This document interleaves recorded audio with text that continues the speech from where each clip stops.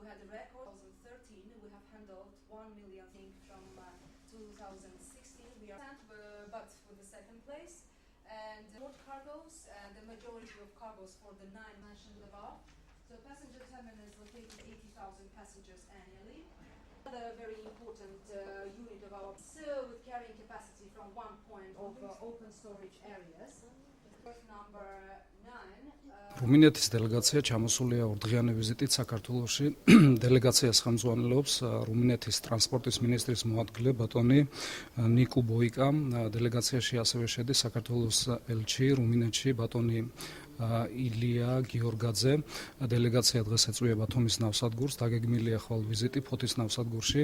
მას შემდეგ სტუმრები გაემგზავრებიან თბილისში, სადაც გაფორმდება ხელშეკრულება, უпростоრად ურთიერთგაგების მემორანდუმი საქართველოსა და რუმინეთს შორის საბორნე მიმოსვლაზე. Our visit here in Georgia is to ჩვენ იმისთვის ჩამოვედით, რომ ჭირდება ურთიერთობები დავამყაროთ საქართველოსა და რუმინეთის მთავრობას შორის საბორნე მიმოსვლის კუთხით. ვიზიტის ფარგლებში ასევე ვაპირებთ ურთიერთთანამშრომლობის მემორანდუმი გავაფორმოთ. ვფიქრობ, რომ საქართველოსთან მსგავსი ურთიერთობა ძალიან ნაყოფიერი და მნიშვნელოვანი იქნება.